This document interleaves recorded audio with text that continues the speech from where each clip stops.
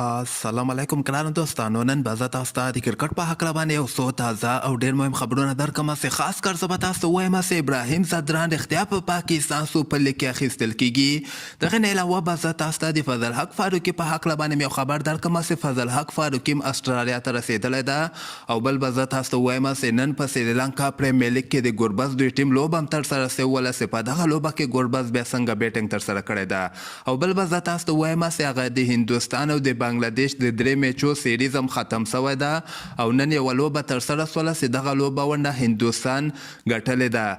او بل به زه تاسو ته په فوټبال په هکله باندې یو خبر درکړم، نو مهم معلومات در سره شریکول غواړم. ویډیو تر اخره پورې وګورئ، په هر څه به تاسو پوه شئ. نو راځم اول خو به زه تاسو ته د ابراهیم ځدران په هکله باندې یو خبر درکړم چې ډېر زیات ملګري دغه پوښتنه کوي چې ابراهیم ځدران به په پاکستان سوپر لیګ کې واخیستل سي، ځکه د پاکستان سوپر لیګ بولي دغه لوبغاړي چې کله اخیستل کیږي 15 ډسمبر باندې به که خیر اخیستل کیږي چې ډېر کم ورځې ورته پاتې دي.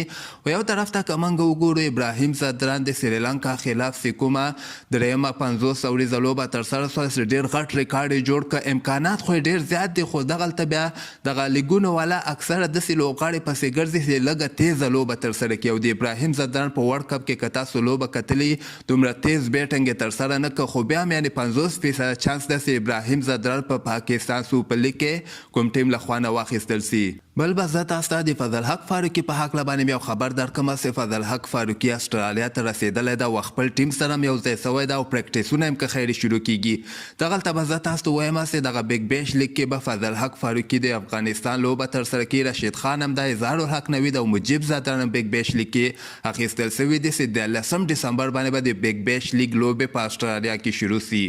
او بل به زه تاسو ته د رحمان الله ګوربز په هکله باندې یو خبر درکړم چې د رحمان الله ګوربز دوی ټیم نن په سریلانکا لیګ کې یوه لوبه ترسره کړې وله.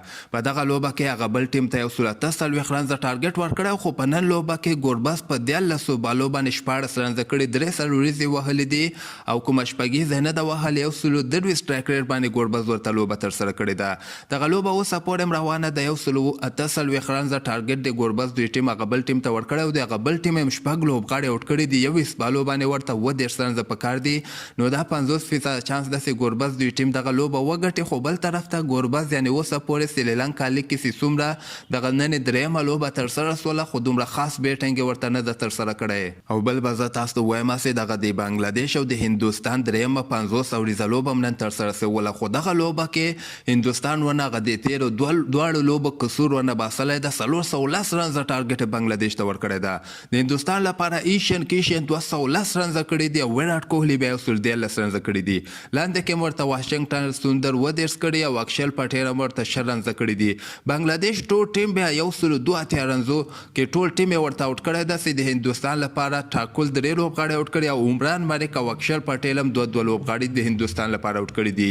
یعنې هندوستان درېیمه لوبه په 220 رنزو باندې بنگلادیش نه ګټلې ده، خو دغه د 3 میچو سیریز بنگلادیش په خپل نوم باندې کړی ده. او په اخره کې به زه تاسو ته د فوټبال په هکله باندې بیا خبر درکړم چې فوټبال کې دغه پورتګال ټیم چې کوم د موراکو چې مسلمان هیواد ده هغوی ونډه لوبه ګټلې ده.